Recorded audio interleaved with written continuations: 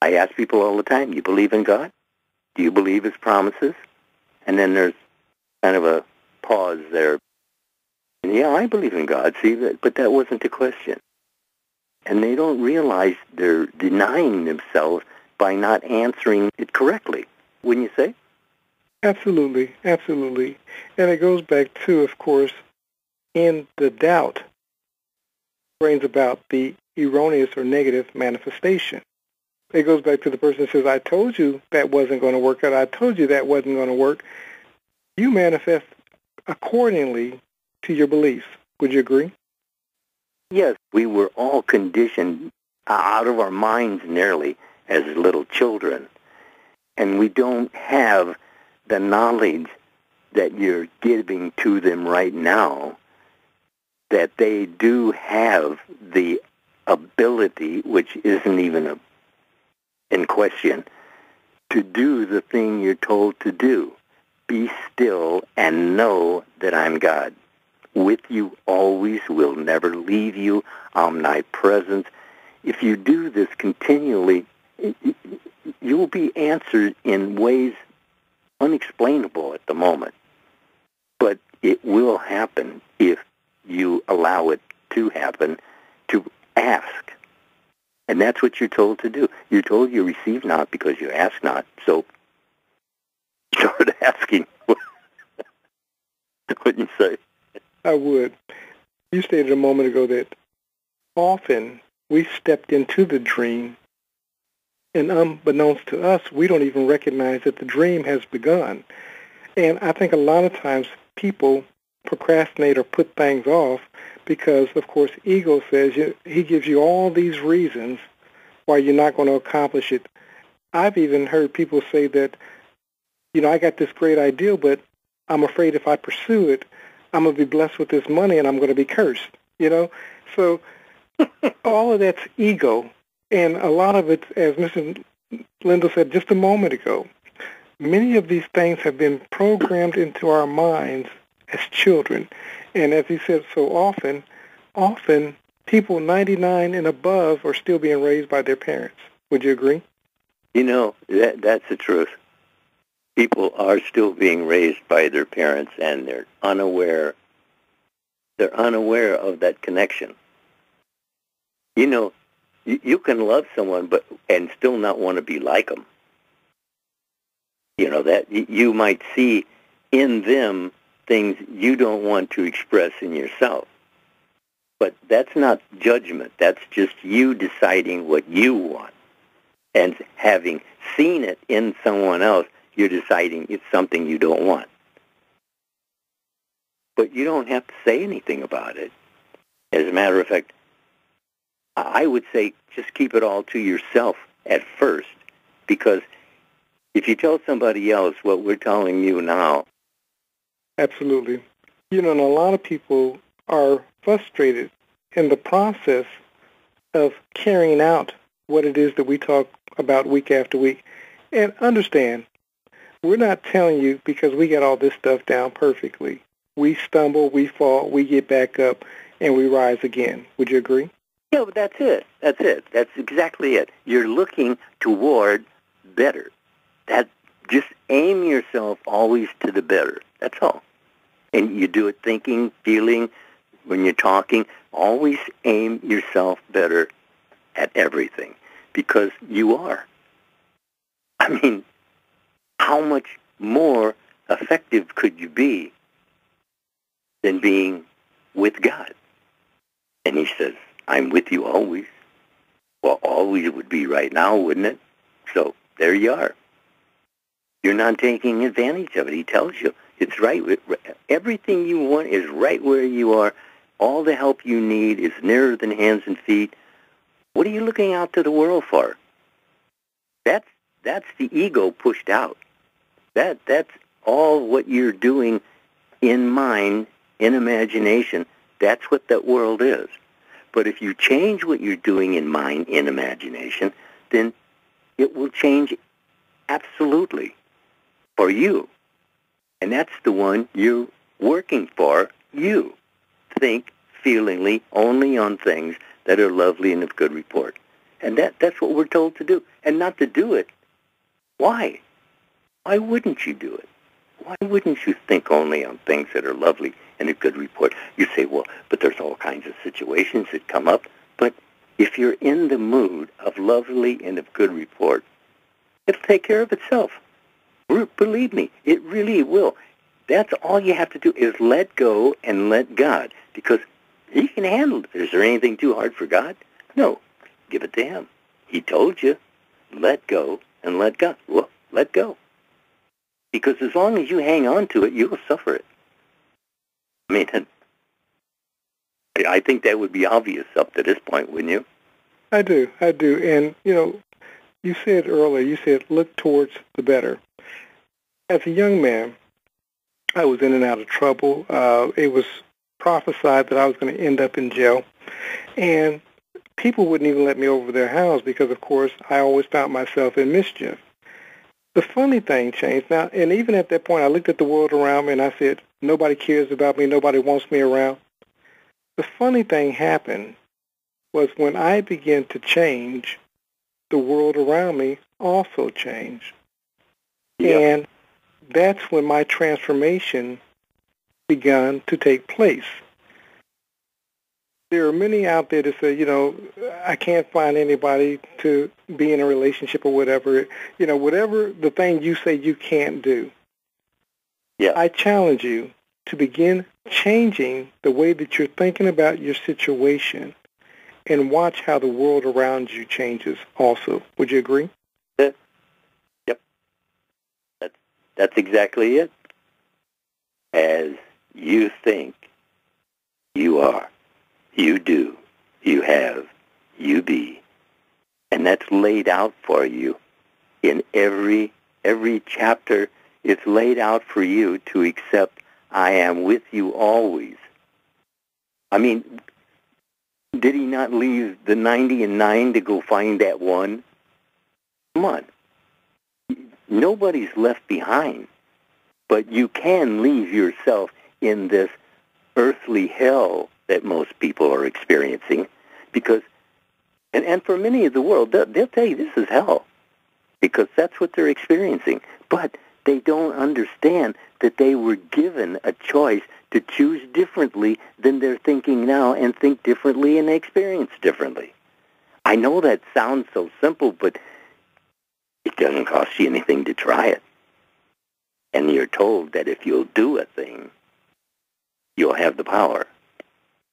Not just try it, but do a thing, and you have the power. The power. You're only operating one power, because there is only one power. All the derivatives are just like little channels that feed the river. But you have excess in the river. You're not a little tributary. You're the river. And everything moves with you. Where are you going? What are you thinking about? That's where you're going. I mean, isn't that so? It's absolutely true. And I like that you said that it doesn't cost anything to try. Listeners, week after week, we give you tools, we give you information to try. It doesn't cost you a thing. You already know where you're at. And if you're happy with it, as Mr. Lindell often will say, then fine, keep doing what it is that you're doing. But if you're at a place of desired change, it doesn't cost you anything to try it. That's it. That's it. Doesn't cost you anything to try it. In fact, as a matter of fact, go into silence. You're told go in the closet, close the door when you're alone. When you're alone, speak to your Father which is in heaven. And where did they tell you heaven was? In your head. That's where heaven is. That's where we do our work. That's where every change is made or not made in what you're thinking feelingly about. Because subconscious only produces your world according to as you think you are, and they do it in detail. Subconscious mind has a contract with God so that God doesn't see what you're doing as anything other than just what you're doing. otherwise it couldn't happen in reality. So this isn't reality. This is a virtual reality, because all of this goes away. This is a world of ideas, attitudes, and change, and it's constantly in the act of changing. And so are you, hopefully for the better. And that's what you should be focused on, hopefully for the better. Wouldn't you say? Absolutely, and it goes back to your futures now. Somebody had wrote a post recently, and they said, this stuff doesn't work, this is fraudulent, whatever. This is not about Mr. Lindell or DeCarlo. This is not our message. This is your message. We're just conveyors of the message. You try it, don't try it, do it, don't do it. That's up to you. But I've had testimonial after testimonial when they practice the principles that's being taught. And again, these are not our principles. We didn't come up with anything. Matter of fact, if I see a good ideal, I use it. And so I found a good ideal in the Word of God. Would you agree? That's it. Now, I didn't hear from God, but I heard through Neville, I heard God. And that's what I realized, that I had heard God. And that's what struck me. Because that, you knocks you backwards. Well, I can tell you, it does knock you backwards when you realize that you're on all the time and that you're changing your world moment by moment by every thought you think, because every word is taken into culmination to make up your experiencing. And then look at it this way. God is all things to all.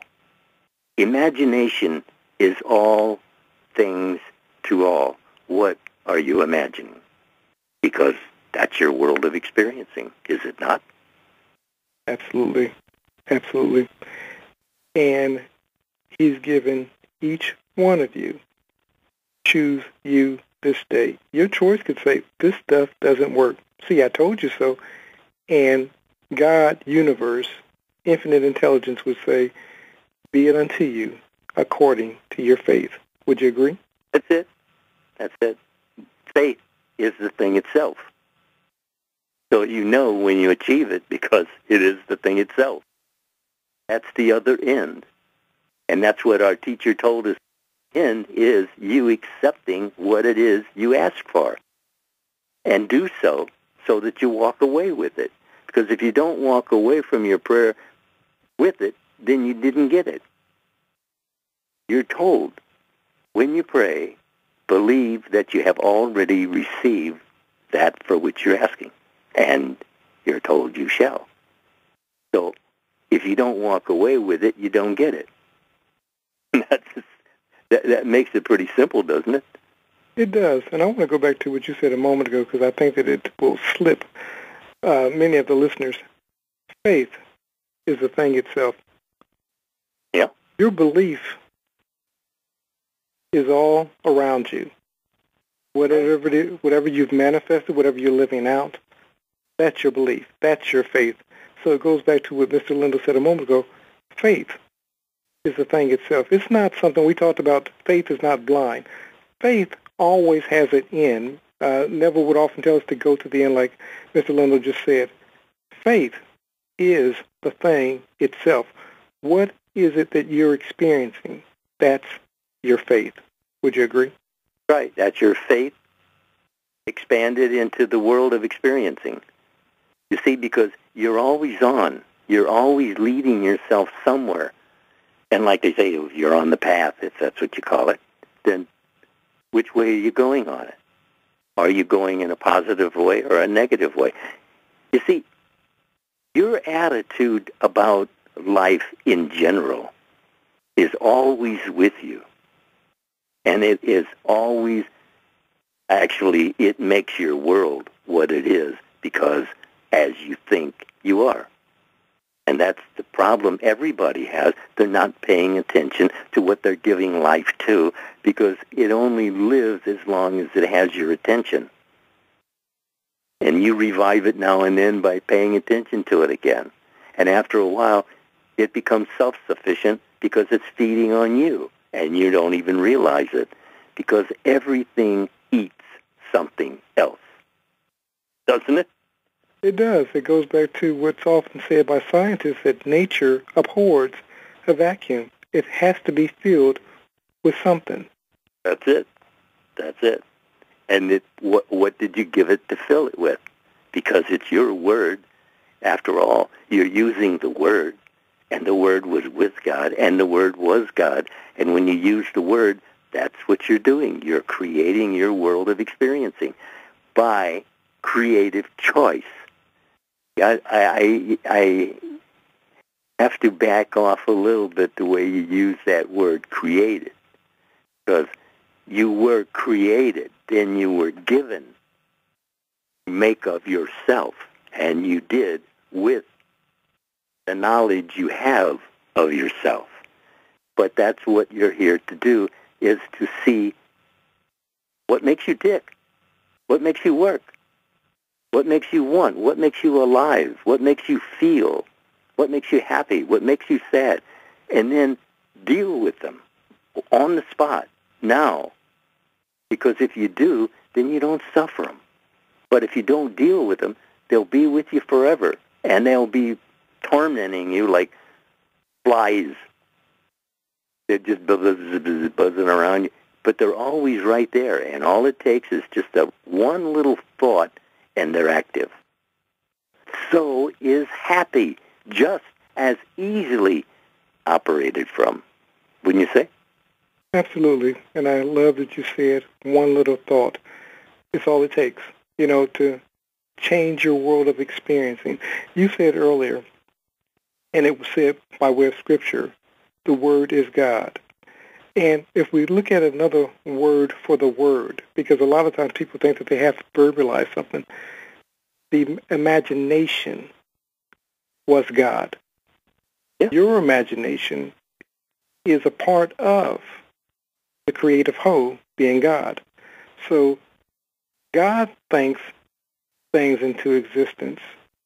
You being the offspring of God, you do likewise. So it goes back to what we're talking about. Your future is now based off of what it is that you're giving your attention to at this moment. Would you agree? That's it. How many times I said that what has your attention has your life. And it does. If you just think about it. Whatever has your attention has your life, because that's what you're paying attention to. And you're giving life to what you're paying attention to. That's how it transfers from one to another to a thing.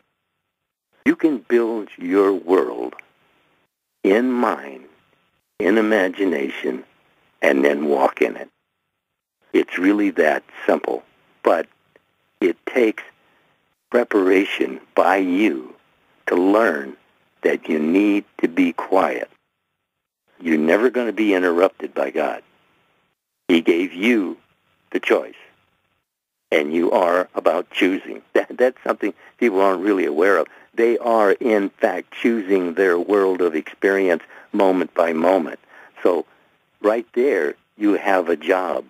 Right there. That's your responsibility, to choose what you're to think about, because that's your world of experiencing. You said, what has your attention has your life.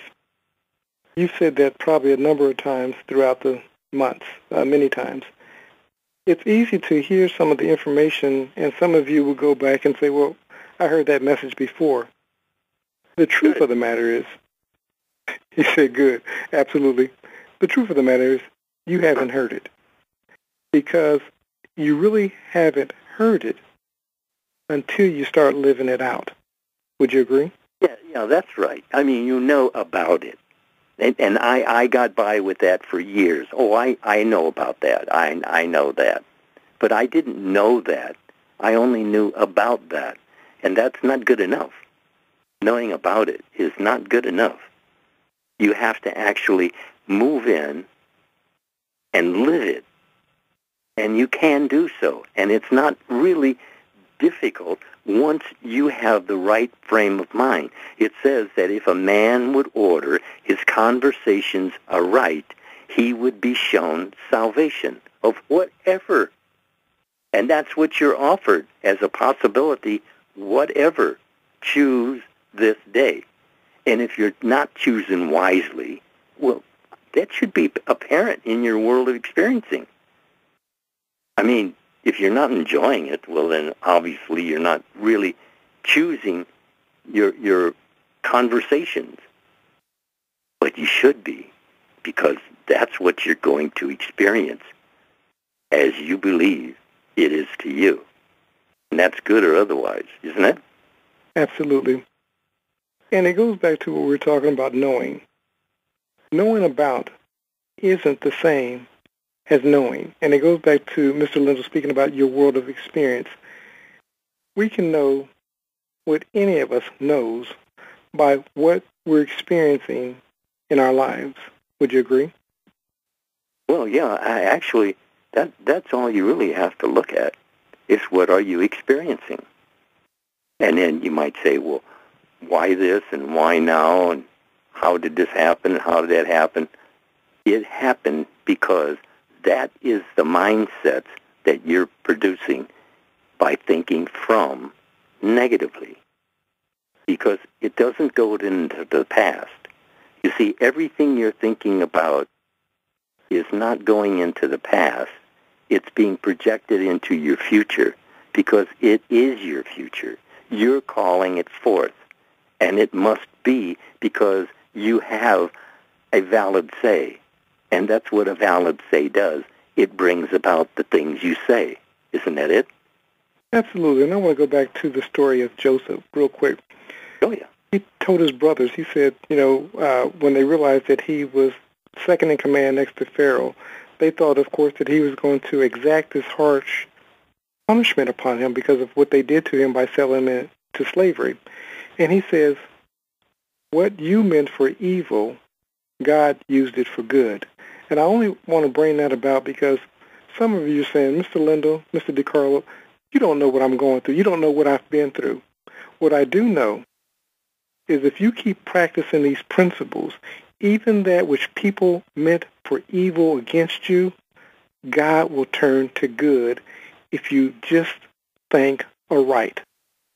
That's it. Ordering your conversations aright. And that's all you have to listen to is your own conversations with yourself. What are you suggesting to yourself? Because, I'm not really sure that people realize that their self-talk actually is suggesting to themselves their actions, but it actually is, isn't it? Absolutely, and creating their world. Yeah, that's it. You're doing it yourself. You got nobody to blame. Oh, they may have appeared in your dream state and caused you a problem, but it's still you. You're the one accepts the problems you got or you reject them. It's always up to you. I'm not going to think that way because if I think that way, well, this will happen. And if that happens, well, then that'll happen. And then I've created a situation I don't want to be in. So watch what you're thinking. Attitude awareness, imaginational control is just for that, isn't it? It is that. And I want to add to problems. Problems are nothing more than seeds of opportunities. Anybody who's done anything great in industry or in the world, whether it be a Bill Gates, George Washington Carver, anyone that you can think of, Mother Teresa, they took a problem and found the seed of opportunity. Would you agree? Yes. There again, it's attitude. If you can look at a situation and take the proper attitude, then you just slide right through. You can stroll through this world of experiencing, but it takes you ordering your conversations in accord with what it is you're seeking to do, to be, to have. And you can do that. But it takes time to sit in the silence and feel after what it is we're discussing with each other here. Because this is the route you take. It's what you think you are, and if you want to change what you are, then you have to change what you think you are. Is that it? It is, and I want to go back to what you said. He says, order your conversations right in accordance to what it is that you want to bring about in your world. And it goes back to the beginning as we're talking. You're creating your future now by what you're ordering in your conversations. Would you agree? That's it. That's it. How many times have we said that? That you're always thinking ahead of your evidence. But the evidence always matches your thinking ahead of it. So all you have to do is, when you have a situation, look back at what you thought before that situation. And when you see the connection, then you can change the connection, and then you know how to cause desired change in your world of experiencing. Isn't that so? Absolutely. And again, we talk about tools every week. For those who are interested, go out to Metaphysical Art Theater, get Mr. Lindell's 4-CD set of The Drama Man. These tapes, these audios are meditative in nature. You listen to them, and you get them down in your spirit. These truths that we talk about each week, but what you'll do is get them compacted into a 4-CD set. And if you listen to them and you apply the principles therein, it's going to bring about transformation. It can't not bring about transformation. Again, Metaphysical Art Theater. For those who are in the U.S., you can get both, of course, the physical CDs as well as the digital downloads. For those who are outside the country, we can send you the digital downloads. But whatever the case, get these messages. If you don't even want to pay for the messages, keep going back out to YouTube and listening to our messages over and over and over again until it becomes a part of who you are. This is not about us. This is about you transforming you. Would you agree? That's it. Change your mind, change your world. First does the second, and you can do the first. You don't need to worry about the second, because that's God's side. He don't need your help to make your world perfect if you'll order your conversations aright. Isn't that it? That's absolutely it. A young lady had reached out to me recently, and her husband is one of those that don't believe that God's within because, of course, he's been raised up by a traditional church. But she sent him one of our talks, and she said that he listened for like the first 3 minutes, and he broke down and started crying because he was so happy with what he heard. It just overwhelmed him, and he was just so grateful. What are your thoughts on that? Actually, you're programmed to know the truth when you hear it. But you can't ignore it because you've been hearing about God for many, many years, but have you done what he's told you to do? See? So it's always up to you. You have to pay attention to what you're allowing yourself to entertain as thought because that's your world of experiencing, right? Absolutely, and I like what you said, and I'll wind down on this one. But you said you're programmed to know the truth when you hear it, and it's so true. When I heard Neville's message for the first time, I knew that I had found something that I had found agreement with. Would you agree? That's it. I knew I had heard something worthy of my attention, and I've been paying attention to it ever since. Absolutely. As we're winding down, your features now, what would you say as winding down to the listeners? It's all attitude. That's it. Just check up on your attitudes because that's your world of experiencing, isn't it? It is. It is. So how does one check up on his or her attitudes, especially with ego always whispering in our ears?